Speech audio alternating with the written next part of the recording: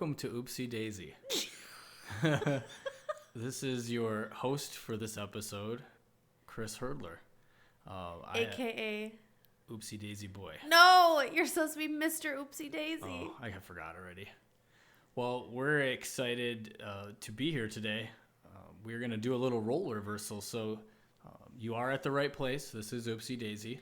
I know people probably thought they clicked on the wrong podcast. Right. Well, we had such a amazing turnout, if you will, or people asking and kind of hearing my story, that we thought it would be a really cool thing to have Amanda, Oopsy Daisy Girl, share a little bit about her story and through her lens and upbringing and how she kind of became who she is today. And we're really excited to share this part. So I'm less excited, I'll be honest with you. Yeah, you know, the fire is more on you this time, right? Oh, Because my left armpit is sweating really bad, and I honestly, like, before you came down here, I was shaking. Right. I was, because I think I'm always in the driver's seat of conversations. And even when I tell my own testimony and my own story, I get to manage that and be in control of that. And so now I'm literally handing it over to you to pull out whatever it is that's going to come out. And I'm like having some feelings. Take a deep breath. Yeah, I'm trying. No, I'll be honest, it was for me, it was a little easier to probably share my story, and then, you know, hearing from people that have listened to the story. And I think this is an important part, right? Like, when we think about our story, and I don't think it's fair just to hear my part of the story. There is a big part of our story, and you need to be a part of that, or you are a part of that, and it's time for you to share. So part of what I was thinking is why don't we just start a little bit about your upbringing? Let us know a little bit about what it was like to be Amanda. That's like a huge question. My upbringing, are you talking about like spiritually or just generally? Because there's a lot that my brain is going through right now. Well, you know, interestingly enough, and I don't think a lot of people know this, is I don't know a lot about your upbringing. Like, much like you were kind of with me, I don't think you knew a lot. You know, I think a lot of people get together and, you know, you start dating and you don't spend a lot of time kind of talking a little bit about what it was like growing up and how you maybe came to find Jesus, or the struggles that led you to want to, you know, have a relationship, or even maybe there were times where you're like, no, I don't know that I want to go down that path. And we all have those kind of stories. And so maybe a good start is maybe talk a little bit about just, you know, maybe what was it like for you growing up and your interactions with going to church as a kid? Yeah. I was raised Christian. I was raised going to church every Sunday. That was like a non-negotiable in my house. And we did Awana, and my parents volunteered at church, and they were like one of the couples on the team that really planted the church that we had gone to. So, I mean, my parents were very committed to raising us in the faith. Was I as committed to being raised in said faith? No. I think when you're young, it's fun. You go and you play games and you learn things. But when I got to like middle school and high school, I was really against it. And mostly because someone was telling me to do it. And like kind of sums me up in a nutshell. I don't like to be told what I should and should not do. And that just brings up a very rebellious spirit in me. And so my parents really, they did everything right. They really did. I mean, I was at church a lot, and I was connected in youth group. I mean, heck, I played piano for the youth group worship band, but it didn't really sink in, and I was always pushing against it. I remember that. But at the same time of me pushing against it, simply because it was somebody that was telling me to do it, I was also deeply interested in all things supernatural. And like, even from a young age, if you talk to my parents, they'll tell you, like, I used to have demonic dreams. There was like spiritual entities in my dreams. As I got older, I would end up reading books that were like all based around the supernatural, ghosts and demons and angels and all. I just loved all of that stuff from a very young age. But it wasn't until my 30s that I really felt the call of God on my life. I mean, I walked completely away after I left for college, and there was nobody there anymore to tell me that I should go to church. I didn't do that anymore because I was like, oh, I'm free. But I was raised in a very Bible-based, biblically sound church with great teaching. And it wasn't until I came to Christ later that I realized how well I was raised in that, because I had a lot of head knowledge about it. And I knew a lot about the Bible, and I knew a lot of Bible stories. It just took me a real long time to have a relationship with Jesus and actually like give my life to him. Hold on. We went from you being a kid and going to church and some stubbornness and stuff to your 30s. I'm kind of And we're done. yeah, I'm stuck. And I found Jesus, the end. Right. Can you tell I'm trying to just not tell all the in between? If it were only that easy. I know. I was hoping to slide that one under the table and just be done. I gathered that. It kind of threw me off for a second. I know. So tell us a little bit about what you were like when you were a kid. The word that first comes to my head is nerd.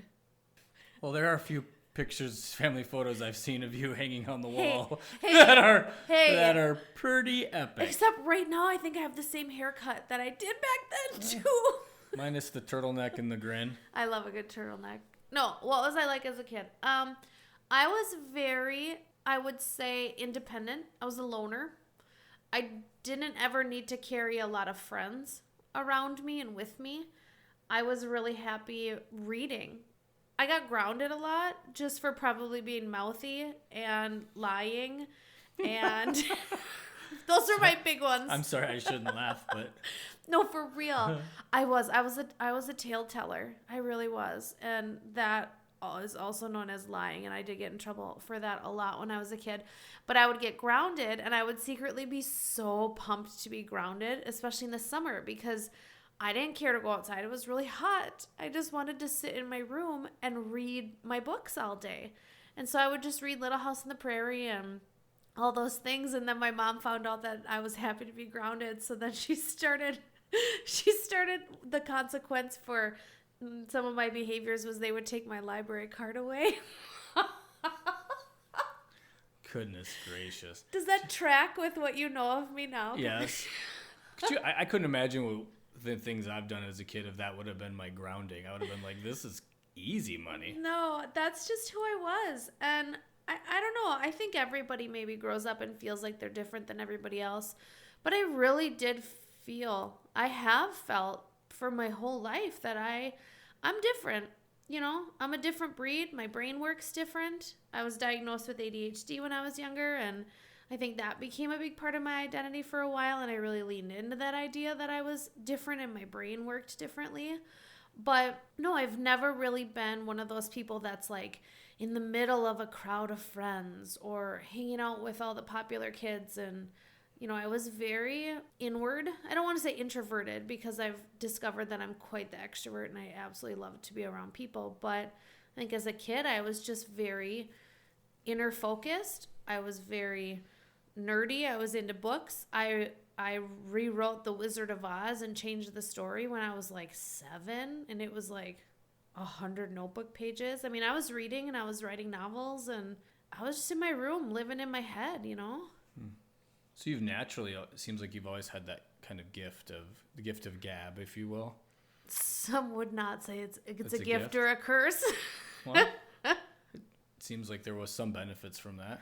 Yeah, but if you think about it though, like when you're growing up, and I truly did not become extroverted until I would say in my 30s and even like late 30s, within the last couple years even.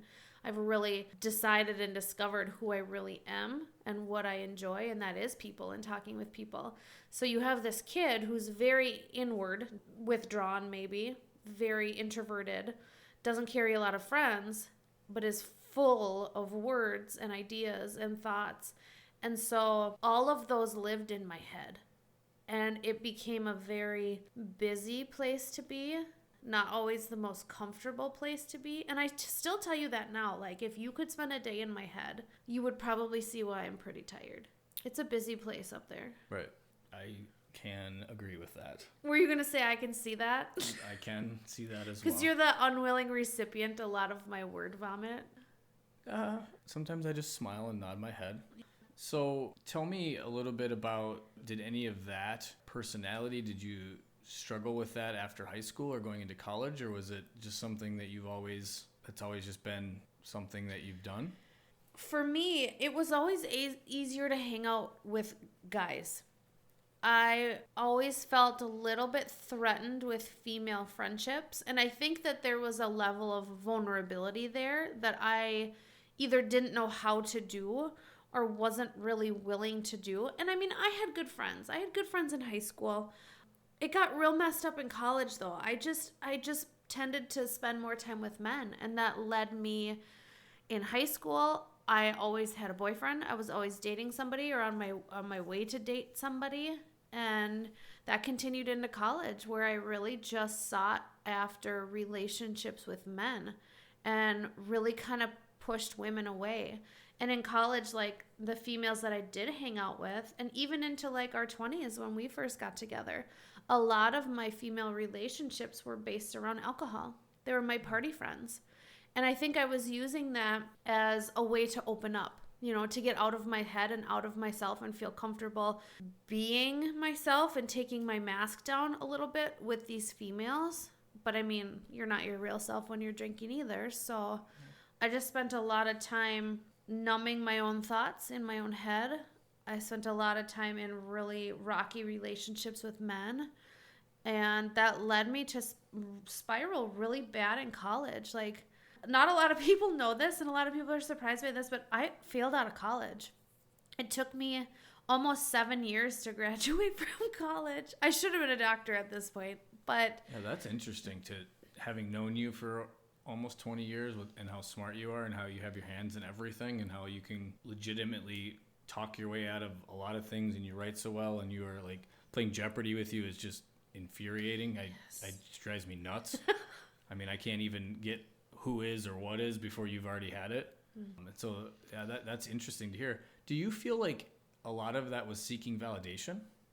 I think it was validation and acceptance, because I didn't know how to live in my own skin and I didn't know how to live with my own brain. And so it was like, if other people were okay with me, then I could be okay with me.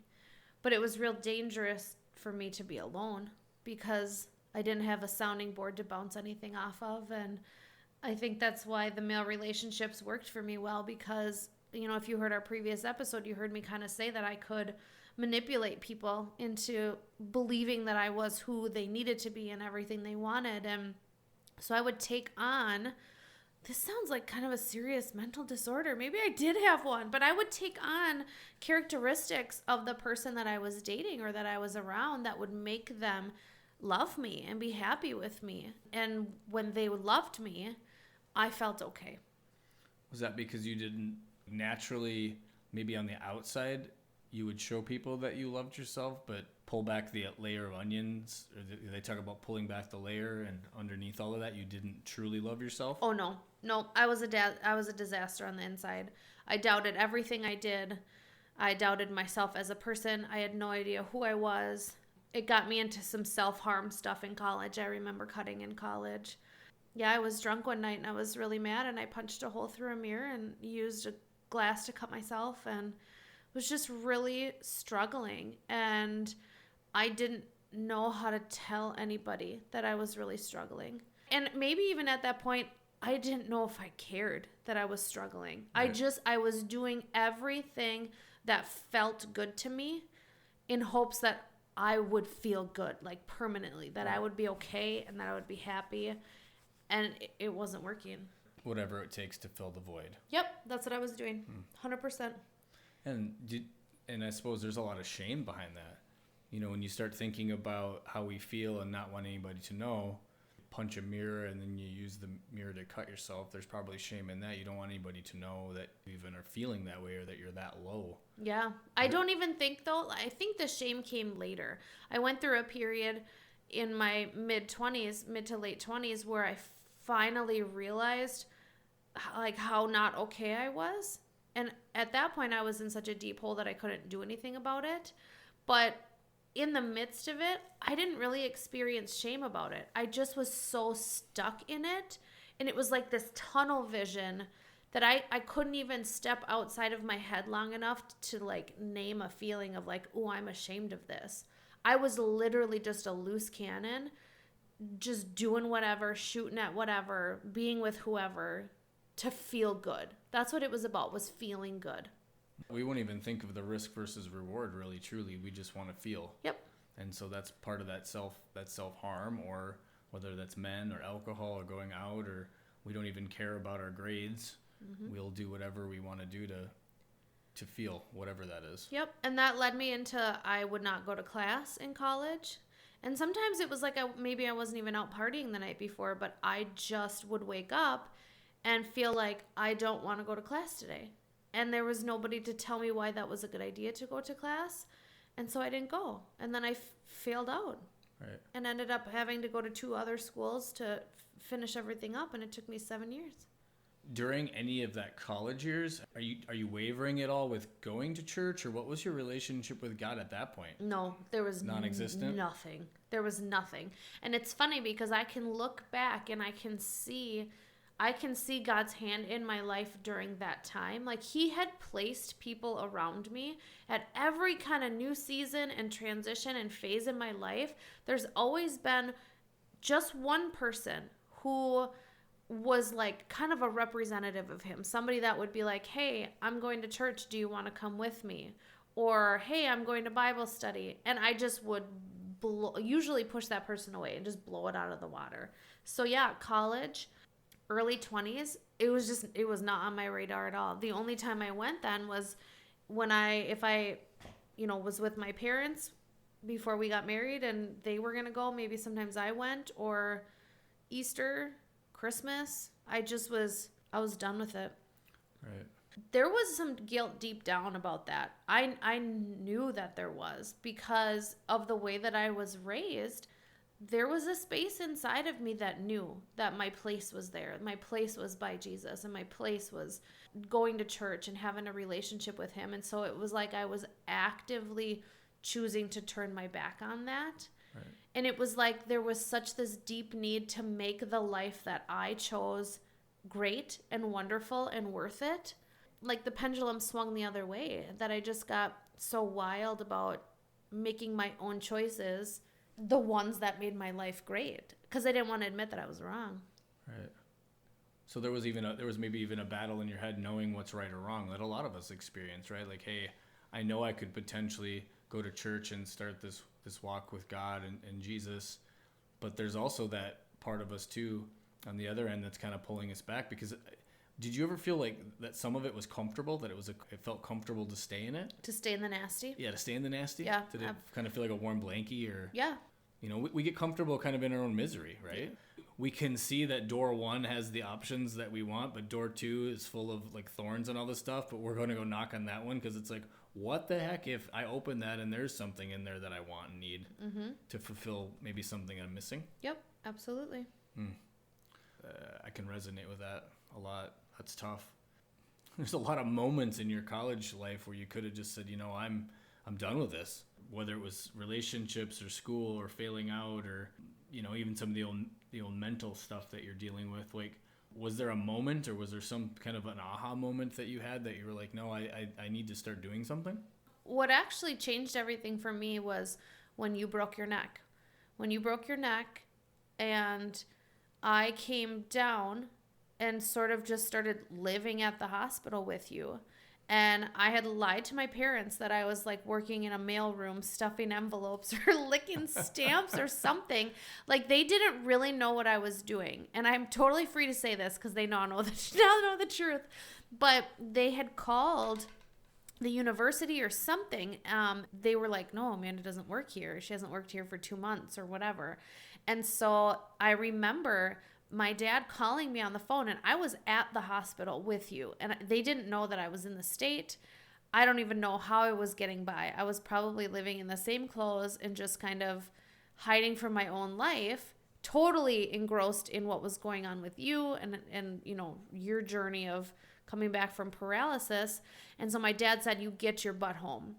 And I remember being like, well, crap. This is about to be something big. And so I went home to my parents' house and kind of told them what was going on.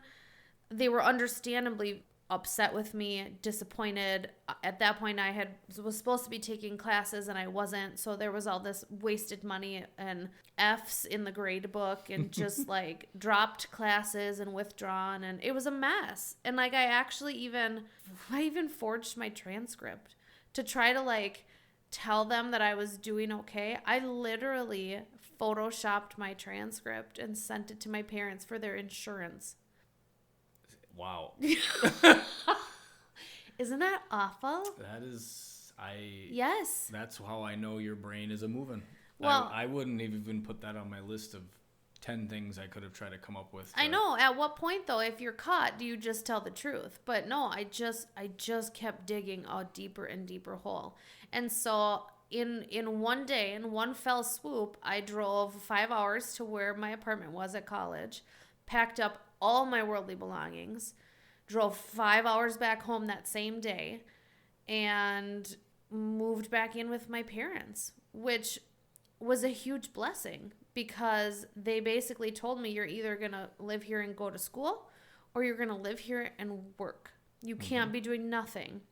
And so I had gotten a job at that point and was starting to look at, okay, my grades are awful. What can I do? And I had to go to a junior college for a little while because my GPA was so low that like a regular 4-year university wouldn't take me.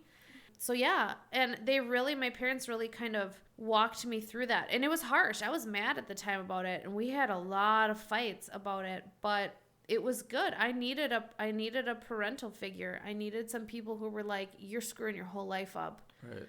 And it sounds like you needed some structure. Yeah. Right. You kind of got off the trail here, and to your own demise, honestly. The ability to kind of do your things at your own pace, or just kind of run. You were running all over the place, so having some structure. That there must have been maybe some comfort, or did you feel defeat in that? In having to move back home? Yeah, because I mean, you think about it. At this point, you're like, what, 21? Newly 21? Yes. And you think about society now. It's like you go to school and you graduate college, and did this kind of put fuel to the fire of how you were feeling about yourself, or did you feel defeated, or was it? No, you know what it did actually? It made me mad. It made me mad that I was in this situation where I was back under my parents' thumb again, or so I felt. I didn't recognize that it was a good thing for me, but it made me mad. And the thing about me is when I would get mad, I would get motivated. And so at that point, then I decided, well, if I'm going to do this, then I'm going to do this. Then I'm going to show them that I'm not an idiot. I'm going to show everybody that, right, whatever. And so when I started taking classes then at a 4-year college to become a teacher, I went from having not even be able to get in because my GPA was so low to I had a 4.0 the rest of my college career. I had perfect grades the whole time. And It was like, where was this? So yeah, I got mad, I got motivated, and I got it done. You are still somebody who can use a situation where you feel angry or hurt, and you can use it as motivation. I've always been impressed by that because there's a lot of people, even with the addicts I work with, they can use a poor situation. You can use a poor situation, and you can kind of just continue to add it on the layers of, this is just my life. This is how it's always going to be. We can justify, when's the next shoe going to drop? And yet, one of the things I've noticed about you in the 19 or 20 years is that you can use it as motivation. That's one of the things is you can get down or you can get kicked and go down, but the nice thing is you don't stay down long. No, I'm a fighter. I'm a fighter by nature.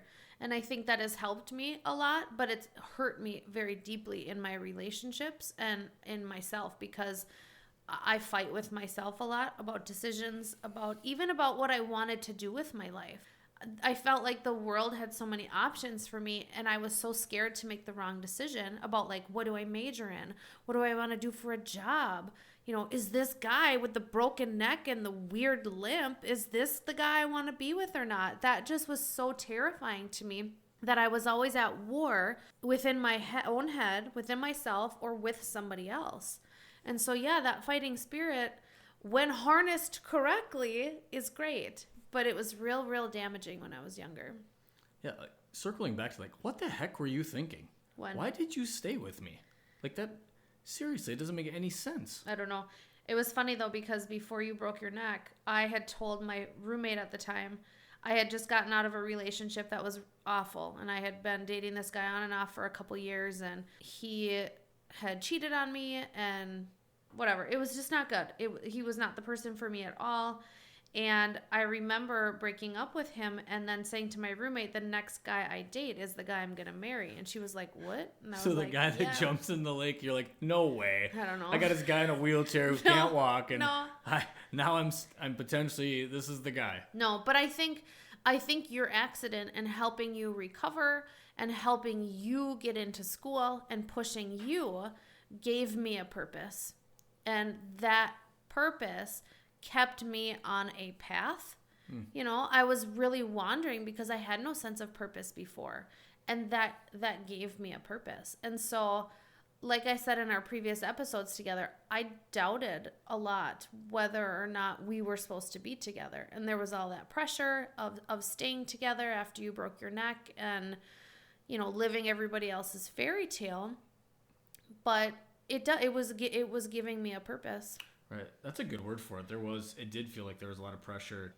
How could Amanda and Chris go through that and not stay together? It's the perfect love story. Yeah. And interestingly enough, you know, from what I've shared before and what you're sharing, we both had our wildly strong insecurities about relationships and life and what we bring. And we're both, I think, naturally people that want to take care of people who are, I don't want to say wounded, but people that are like dealing with stuff. Mm-hmm. And so it's kind of wild that we came together that way. So you talk about purpose, right? One of the big purposes was helping me. And so, you know, I get home and I start being able to move. You're going to school, you're still doing your stuff. But tell me, how did it feel for you when I was starting to be able to do things on my own again and I didn't need you as much? There was that period of we did everything together because you needed me to do things with you and you needed that push. And so that gave me purpose to try to, you know, help you define your path for life as I was helping push you towards something that kept me accountable on my journey towards something too. And we were both working for something together. But at like the 2-year mark, when you went to the neurologist again and he just said, this is it. The healing that you've had up to this point is all you're ever going to get. You don't have physical therapy appointments anymore. You don't have occupational therapy. You just get to go live your life as is now. And looking back, that's really where a lot of the ick started for me. A lot of the questions, a lot of the wondering, a lot of the fear that I had made these choices and was kind of strapped with this person. We had gone through this traumatic, like, oh my gosh, he's never going to walk again. He's never going to have kids again, to like helping you do life again. Then like your broken neck took a back seat in the relationship. That used to be what everything was about. And then it just truly became a man and a woman in a relationship together.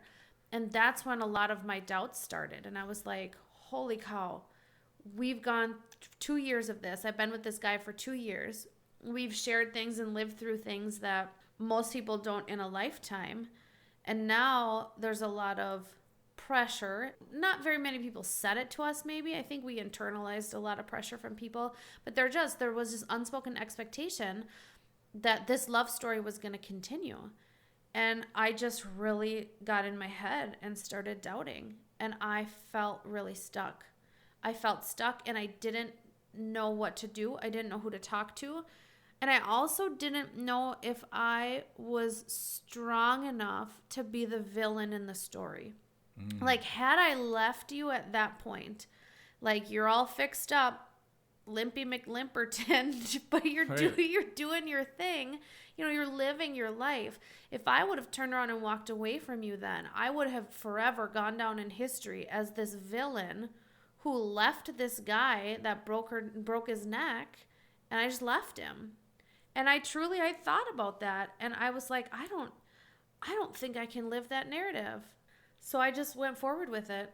We got engaged, and we were planning a wedding, and then next thing you know, we're married, and we have a couple kids, and I was still full of doubt and still full of darkness. I must have just been wearing fog-colored glasses because I didn't know you felt that way at all. I know. I would have never guessed that maybe you were unsure. But I mean, the more we've talked about it over the years, it makes sense. I mean, I think I've told you this privately. I'm like, if the roles would have been reversed, I wouldn't have stuck around. Well, and I think it helps that you're just a really stand-up guy, and we were good friends. Like, we did have a good friendship. Like, you're fun to be around, you're fun to talk to, but I got it in my head that after we had gotten married and having kids, that there was a love piece or a romantic piece, a sexual piece that was missing, and that whole friendship, this like kind of power couple portrayal that we had, wasn't enough for me. Right. I think that's the facade that it looked. I mean, because of our story, right? Yeah. Everyone's just like, that's an amazing story. There's no way that they won't work out. Right. But behind closed doors, there was a lot of things that many people didn't know about. No, I was absolutely abusing alcohol early on in our marriage, and when the kids were little, I would come home from work and I would pour a drink. That was the first thing I would do, is pour a glass of wine. And it started off as just kind of like a habit.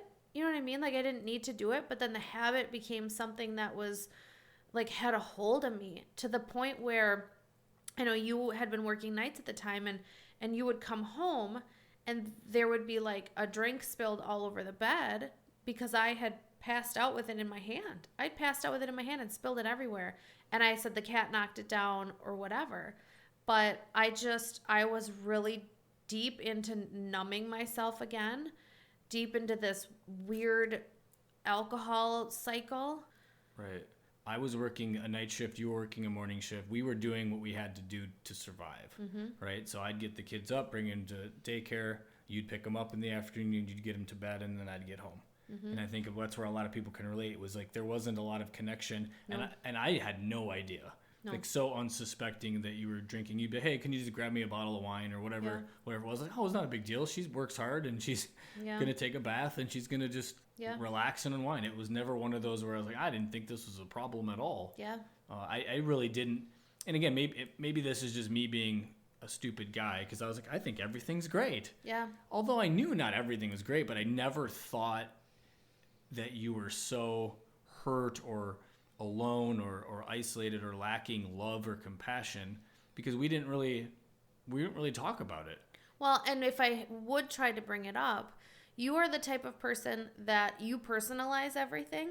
And so I didn't have any space to tell you, hey, like, objectively, I'm feeling like I'm suffocating over here. I don't know what's going on. I'm struggling with alcohol, because I think at that point in our relationship and where you were in your emotional state, you would have immediately took that personally and said, I'm screwing up in some way.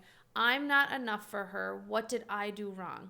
And I couldn't have that conversation one more time with you. I couldn't listen to you be like, I'll do better. I'm like, I'm not looking for that. I just need somebody to hear me. And I need somebody to really like step in and help me. Right. And I think after our second daughter was born then, and I did deal with some postpartum stuff. I had real bad postpartum anxiety. I had postpartum depression. I had this weird, like, psychotic anger. And I remember, like, being on the floor of our living room, like, screaming and crying. And you were finally like, hey, you need some help. And I remember you were thinking about that in terms of postpartum only. But I remember that hearing those words for me were like, I need some help really bad. Like, there's so much. And at that point, it was like a big tangled ball of yarn. You know what I mean? Right. I had my own past that I was trying to deal with to figure out who I was, what I wanted, what I felt. I had this relationship with you, this super complicated marriage and backstory. And then we added 2 young kids on top of it, throw in an alcohol abuse issue. I mean, it was a whole ball of tangled string that I could not pick apart and figure out. Right.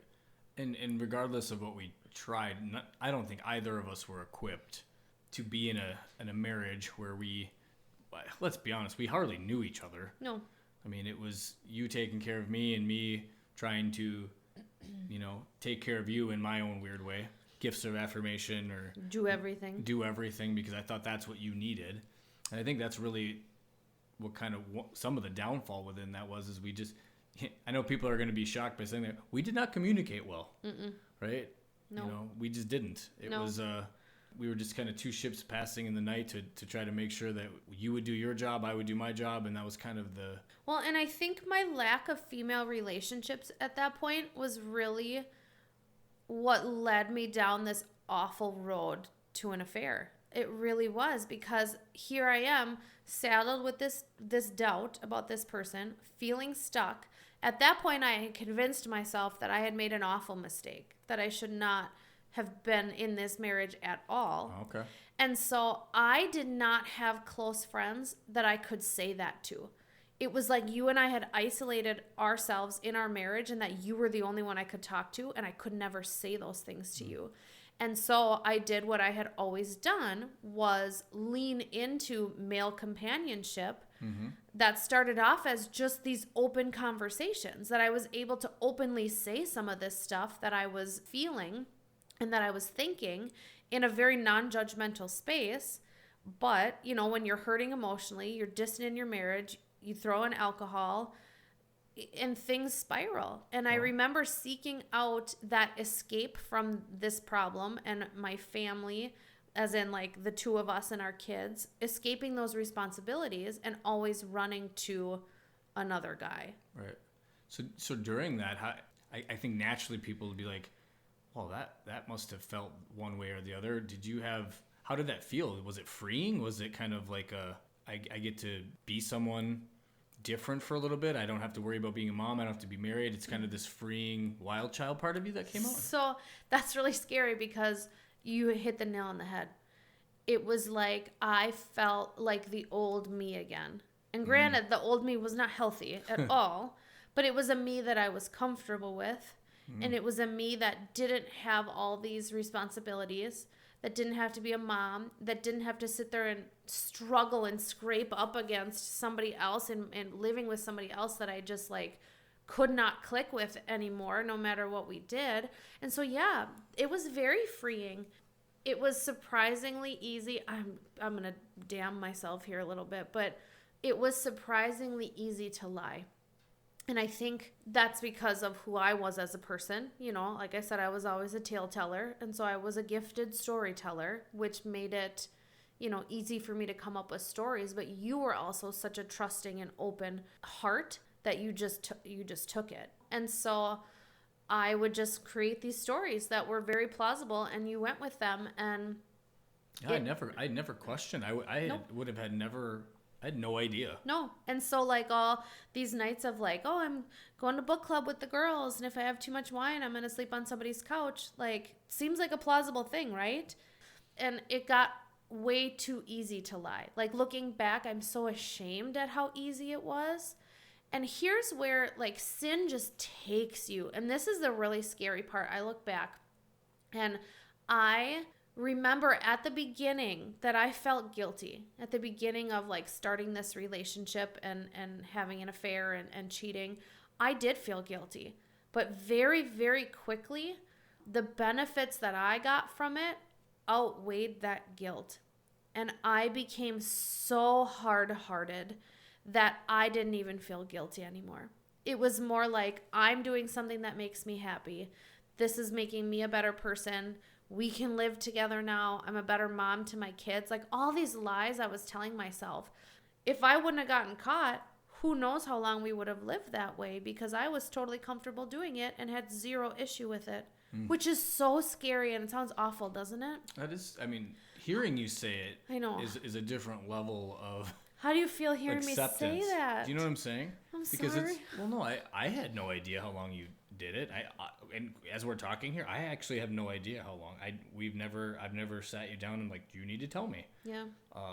Because I didn't feel like the level or the time is the important piece. Yeah.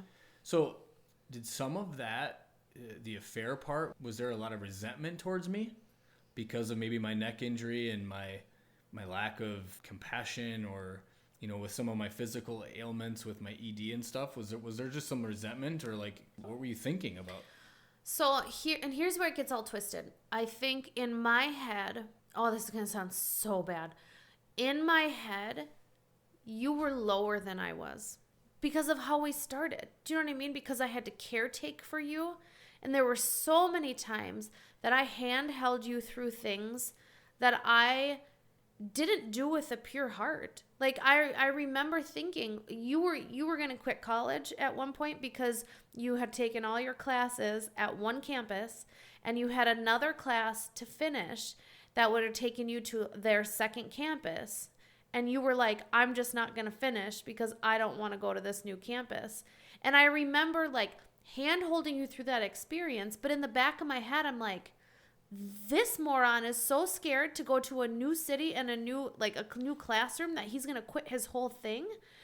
You know, and I just started feeling this ugly pride, this true ugly pride that I knew better than you, that I was better than you, that I just could do it without you, and that I would be better off without you.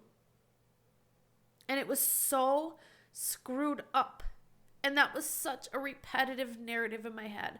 And that started to stain every interaction we had.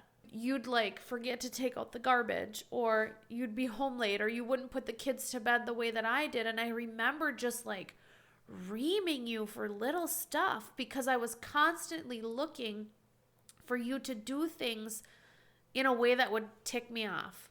Or, you know, I would start to expect you to not do what I wanted you to do and not be who I wanted you to be.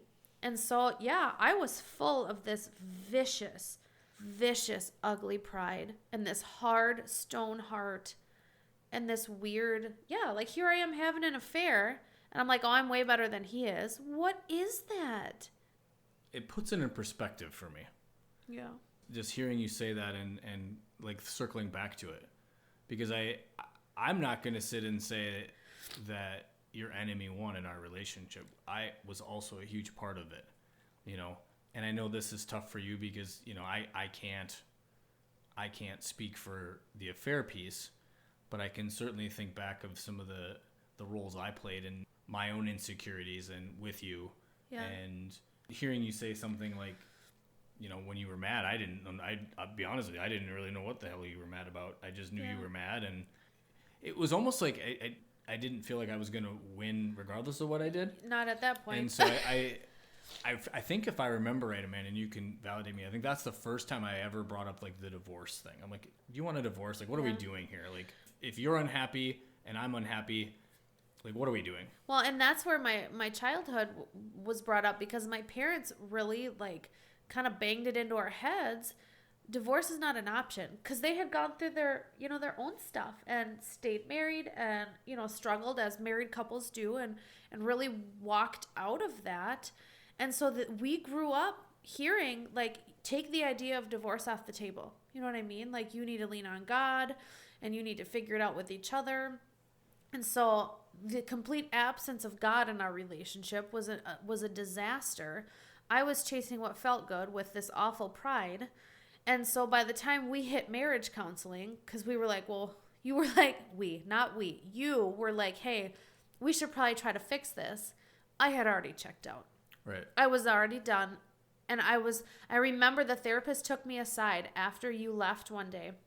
And she looked at me and said, do you want to fix this? And I told her no. I said, I'm done. I'm done. But again, I wasn't willing to be the villain. Even though I was in secret on the side doing my thing and being the absolute villain anyway, even worse, I wasn't willing to finally be the one to be like, this needs to end. Let's get a divorce. I'm done. And so I think what I was trying to I was trying to push you to the point where it was your idea.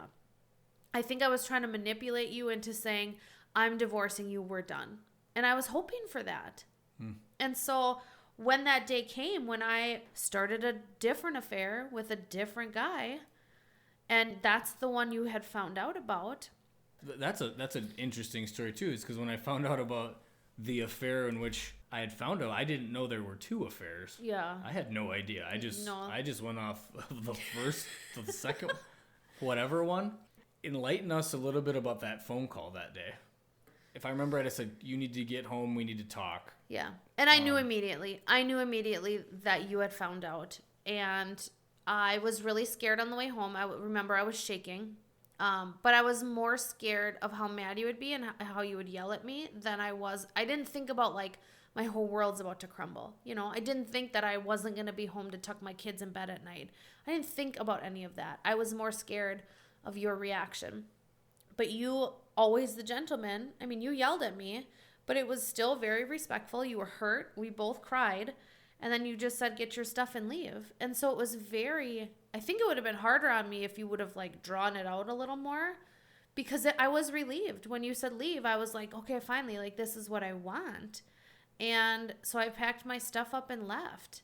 And it began this awful spiral into a lot of darkness.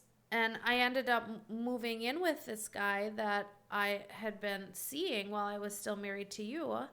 And I could tell, I mean, looking back, you could see that my heart was searching for God. But again, I was still into that supernatural piece. And I didn't know that it was God I was searching for. And so I started to get into like witchcraft practices, learning how to do tarot cards, Ouija boards, seances, magic sigils.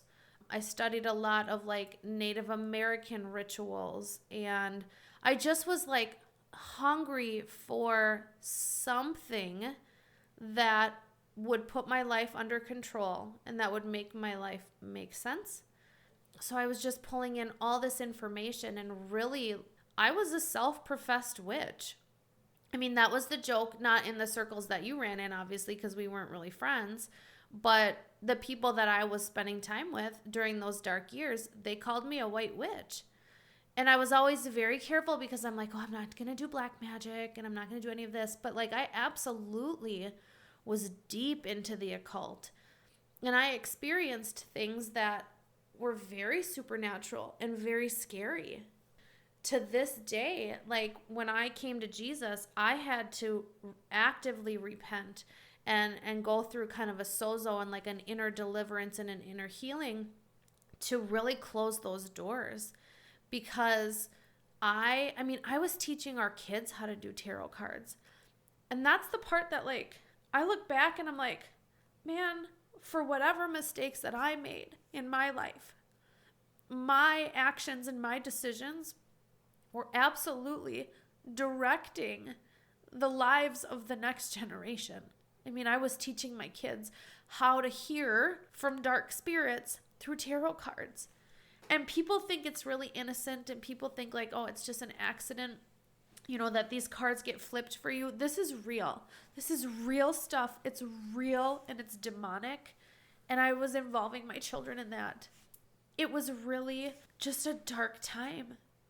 I started doing drugs, smoked a lot of weed.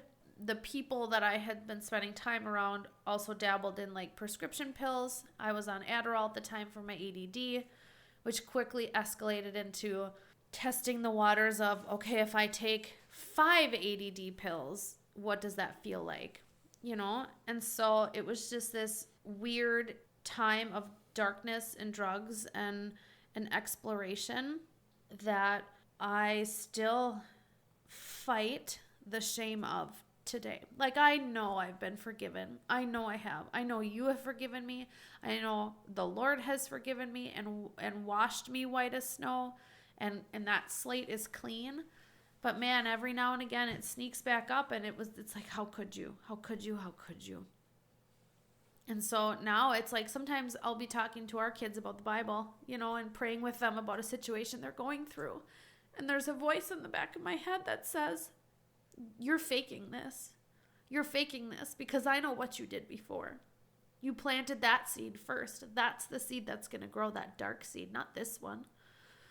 And so there's a lot that still comes up in my head, and I have to actively remind myself and stand on the word of God that he has forgiven me and he has made all things new, you know? Mm-hmm.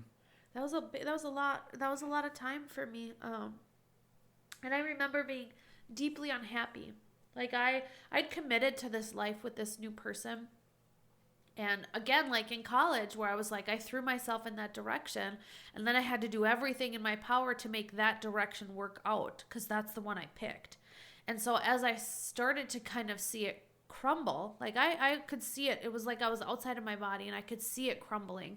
You know, he had been cheating on me, and I could just see all of these things kind of coming to pass, but I fought so hard for it because I'm like, this is the life I picked. You know, it has to work out. This is the life I picked. Yeah, that's what I find interesting. Like hearing you share this is like, I didn't know a lot about it. I mean, why would an ex-husband ask what their ex-wife is doing? Yeah. But I mean, hearing you say it, it sounds like there was a lot of, maybe you were dealing with some pride. I left this and now I walked into this situation and I don't want anybody to really know. Yeah, I didn't want to eat crow. Like I didn't want somebody to look at me and be like, see, I told you this was a bad idea. Right. It was my choice, my life, and I wanted it to work out. Right. And it did for a while, quote unquote. Like I was happy for a little while until all that darkness and slime and the drugs, I mean, they get to you and you start, I remember feeling so restless all the time. And just this deep, it was like my soul was screaming. I could feel that I was super unhappy. And I didn't know what to do about it. You know, you get high and then you just sit and watch TV all day because that's all you're motivated to do. And I just remember craving more and craving different. But I again, had gotten myself so tangled up in a ball of yarn that I didn't know who to talk to and how to fix it and what to do. Yeah, well, it's not easy to accept the situation that you got yourself in. Yeah. Surrender. That's humility that I did not have. Yeah. And then ask for help. Yeah. Because the other thing that we haven't even talked about is you didn't, after the affair and the divorce thing, you were kind of sent out on your own little island. There was not a lot of people left that were on Team Amanda. No. I mean, fairly. It was fair. I alienated my family. I didn't want to hear what they had to say about how my decisions were wrong and how divorce was not an option. And so I walked away. And I remember, like, my mom texted me on one of my birthdays. And at this point, like, I wasn't speaking to my parents at all. And she had texted me on one of my birthdays. And she said, "Happy birthday. I love you. And God still loves you." And I cried about that because it like hit my heart. But then that rebellious spirit came up again and I was like, here she is preaching God at me, you know. And I'm like studying Gnosticism and Buddhism and again the pride of going, she has no idea what real spirituality is, you know. But I remember I had alienated everybody. And so again, I was isolated with this one person and yeah, just stuck, really, really stuck. And I think at that point, I started to get sick. I got really sick. And I remember, like, looking back, I lived in a couple houses after we got divorced. But every house I lived in ended up having black mold in it. Isn't that just, like, such a natural manifestation of, like, the dark crap that was going on? Isn't that crazy? Yeah, it's... I just was living in these, like, nasty houses and I started struggling with my health really bad. And I was throwing up every morning and I had migraines every day and I was missing a ton of work. Yeah, you were miserable. I was miserable. And maybe this is part of like, we always talked through all of this. So I think we shared that. We always talked. Maybe it was just surface level stuff for the kids. But really, when I started seeing you be sick and missing a lot of work, I would kind of ask you, like, what's up? What's going on? And you were hesitant to tell me a lot. Yeah. But I felt like I was the one person that was kind of left that I wasn't always on Team Amanda, no. But I certainly didn't want anything bad to happen to you. Yeah. But I was always like, girl, like, you're missing work. This helps. There's something more going on here. Well, and I remember it's funny because after about 3 months of being sick, I remember I had seen my mom. I think I had dropped my daughter off at school and that my mom had worked at, and I actually stopped in her room to talk to her. And I remember, I think I cried to her, but I told her, like, I'm really sick. I don't know what's going on. The doctors can't figure it out. And so, like, in that awful experience, there was, like, this moment of, like, my mom and I were kind of talking, and you and I were talking more, and I had started just naturally to kind of treat my body better because I was so sick, and I was like, so I had stopped smoking marijuana as much, and things just kind of turned a corner a little bit. And in that madness of this illness and struggling, like hopping from doctor to doctor and racking up thousands of dollars of medical debt, things kind of started to right themselves again a little bit, because that's when I started to look to God, because I was scared. I was scared that I had cancer or something that they weren't going to be able to fix. I was terrified.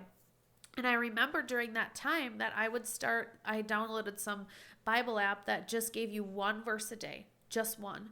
And at that point, I treated it like a horoscope, because I would read my horoscope first to find out what the stars had to say about my life. Because that's important. At that point, I was hitching my way into that. And so I would take, my magic crystals in my hand and my sage. Gosh, I remember the Yes. crystals. Yep, and read my tarot cards and read my, horoscope, but also read my Bible verse. During that time, too, I remember my brother and sister, somehow we got on a group text together, and it was like, oh, everybody has the same app. What if you guys want to share some thoughts about what you read? And it didn't last long, maybe a few weeks, but it was like at kind of this low point, there was these little bridges being formed. Mm-hmm. As I was cracking wide open, there was connection happening again. And so after 6 months of all this stuff, the doctors finally discovered that I had celiac disease. On my birthday that year, they called me and just said, you have to go gluten-free for the rest of your life. This is it for you. And I was like, another bombshell. Yeah, that was a lot.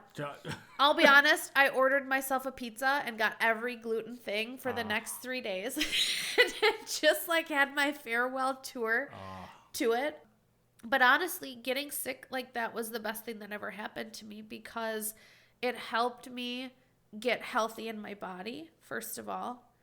But I really kind of started to wake up to what my life had become. And you know how, like the Bible says too, like judge things by their fruit. What's going on around you? What is the situation bringing to your life? Is it love, joy, peace, patience? I was seeing none of those things. I was having, demonic interactions. Our kids would have demonic dreams when they were at my house. And so I really started to recognize the depression and the anxiety and the chaos and the confusion and the pain that was coming from the way I was living. And I really kind of dove deep into God at that point. And I remember, starting to take our kids to Wednesday night programming and teaching them some Bible verses. And I wasn't all in for the Lord, but it was more like, oh my gosh, what my way isn't working, maybe this way will work. And so that did start to lead to some sweet times in my house. Like, those are the times that I'm thankful that the girls remember. I don't think I ever told you this, but I prayed over those girls. When I moved back in, I prayed that God would take away their memory of those years. I prayed that they wouldn't remember any of that, like of me going outside to get high while they were watching a movie. You know what I mean? Like, I prayed that they wouldn't remember any of that. I've since talked to them about all of this stuff, which is why I can share so freely now, because I know they're going to hear it. But they know all this, and they have told me they're great memories of the house that I lived in, and how, I did make it fun for them. And so a lot of people are like, oh, that was an awful place to live. But I turn around and say, I really fell in love with my kids there. Like, I never knew how to be a mom, and I never knew how to enjoy my kids without being on a substance. And I learned that when I lived in that moldy little house and was, working my way back to God and trying to figure out who I was. I fell in love with my kids there. Right. And it changed everything. It led up to that night where the person I was living with had asked me, what do you want to do tonight? And the first thing that popped into my head, and I know this was God, even before I knew God spoke to me, the thought popped up that said, I want to find a Saturday night church service. And I said that to him, and he was very against that, and basically kind of in no uncertain terms told me that that's never going to happen. And the next morning you called and said, I don't know why I'm feeling this way because we don't take our kids to church, but I'm going to take our kids to church today. Later that day, I had come home. The person that I lived with, everything kind of came to a head, and I ended up asking him to move out and be done. I was done with it. He left so angry, and I hit the floor and I started sobbing because, again, the life I built, this house of cards that I assembled, crumbled. You know, I was sick. I was trying to heal. I had another broken relationship under my belt. And I remember at that point, I cried out to Jesus. And I just said, this is it. I'm going your way. You're it for me. I'm giving my life to you. This is going to be really hard. And I feel really scared about it. But this is my fork in the road. And I choose Jesus. I looked out my window and there was a cardinal in my tree. And so to this day, when I see a cardinal, I remember that moment of my life. Like, I don't know if you watched The Chosen in the first episode where Mary Magdalene is like oppressed by demons and whatever, and she gets healed by the Lord, and somebody asks her to explain it, and later on she says, I can't explain it. All I know is that I was one way and now I'm different. And that's my moment where I was one way and then I was different. And from that point on, everything was different. I was all in for God. I was ready to be whole and healthy and healed and do what he had for me. I had no idea what that was going to look like or what he was going to ask me to do. But I remember then you and I kind of getting back together and trying to figure things out. And I was doubting it because we were fighting a lot. And I had a vision. We were fighting on the phone in the morning on the way to work after I had broken up with this other person, and you and I got back together. And I had said to you, this isn't even working. I don't know why we're trying this again. And I hung up on you. And immediately after that, the Lord gave me a vision of us speaking to people together. And he said, I need you to be with this man. You have work to do. And I was like, yeah, okay. yes. And so I remember calling you back and telling you that, and you were like, okay.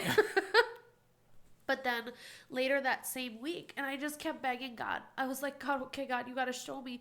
You got to show me that putting my marriage back together is what we're supposed to do. You have to. I can't trust it right now unless you make it super obvious. And so one night you offered to pray for us as a family before we put the kids to bed. And you grabbed my hand and you started praying. And immediately, I don't know if it was the audible voice of God, but all I can tell you is that there was a voice that filled the room and filled my body and filled my head. And it was so deep and so loud. And all it said was, this man, this life. And my head snapped up and I looked around and I was waiting for you guys to look up at me and ask me what that was, because it sounded like it was in this whole room. And I was like, God, was that you? And he said, yeah, I need you to pick this man and I need you to pick this life. This is what I have for you.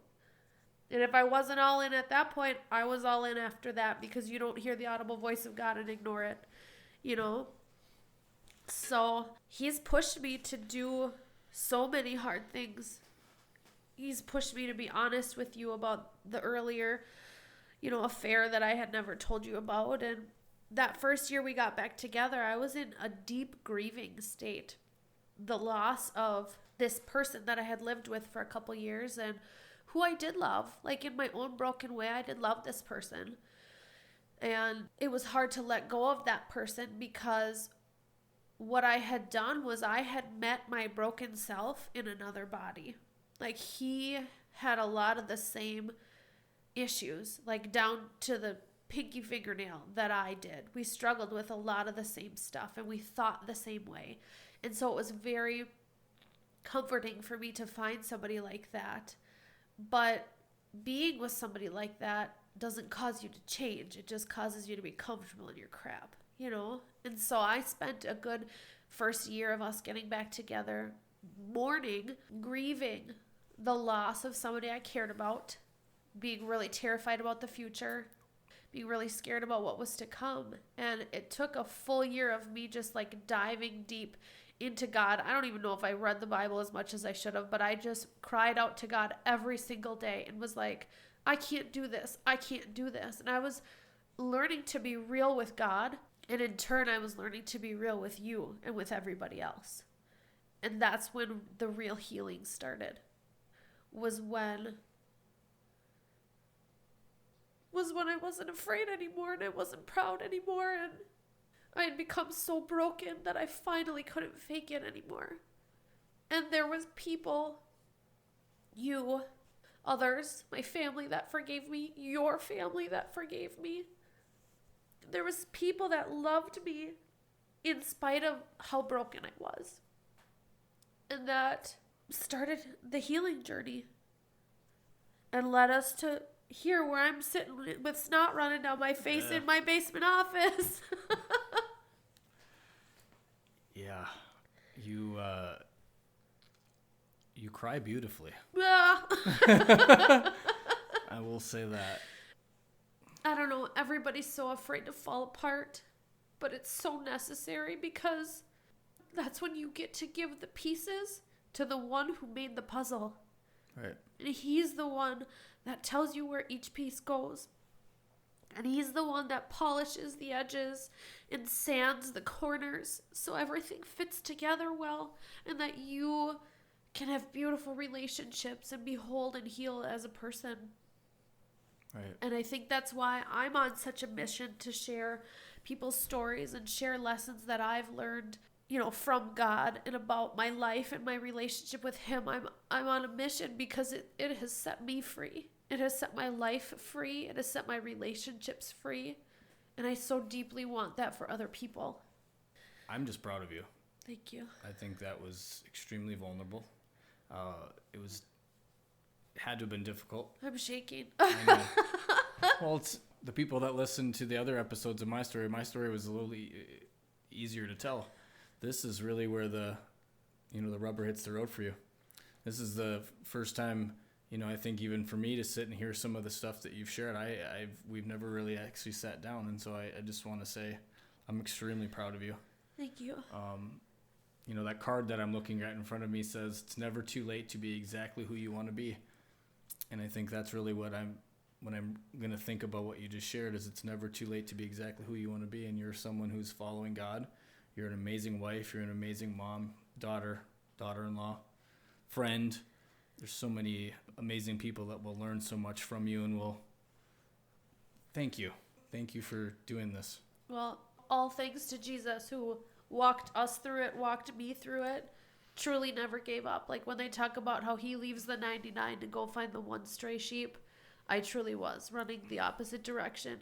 And for no deserving of my own, he pulled me up and out of it and has blessed me with the most beautiful life. And that's why the podcast is called Oopsy Daisy, is because I have stumbled through my life with all the mistakes and all the missteps and all the errors and all the bad judgments, and I still have somehow miraculously come up with just beautiful daisies, beautiful blessings in my life.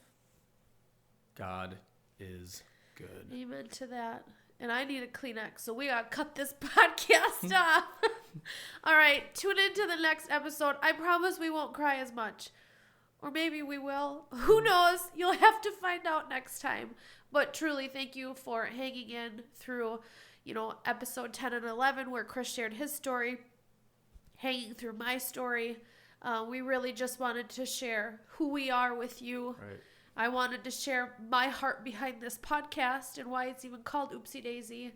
And just we wanted to bring you into the fold and show you who we really are. And so thanks for hanging in. We're really honored. Thank you. Talk to you next time.